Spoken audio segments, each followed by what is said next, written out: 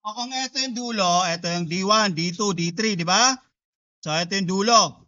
So ito yung start, you connect it with a red line. Ayan na, yung red line. And then yung tanong, where is now my triangle number 2? Ito po siya. Ito yung triangle number 2. Bubroken ko lang to, no? Para ma-distinguish ko yung guhit na yan, no? Vertical yan palagi.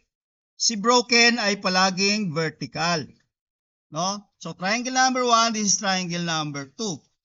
No? Pwede ko siyang kulayan ng ibang kulay ulit. No? Ganito. Pwede ko siyang kulayan. Ito na siya. Now, where's number 3? Ito yata yung number 3. Number 3 to, di ba? O, ito. Sa number 3, ito. Ito? Okay, kung ito yung number 3, nasan yung kanyang broken?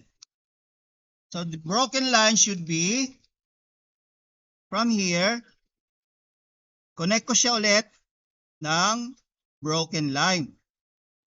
Pati ito. No? Oh. Where's number 5? Ito yung number 5. No?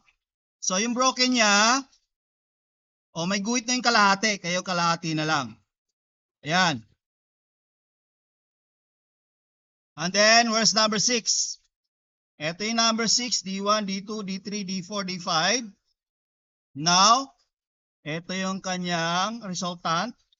And then, ito yung kanyang broken. O yung kanyang Y component. Ayan. No? So, kukulayan nyo to. Ito. So, kung gusto nyo, 6 na kulay. No?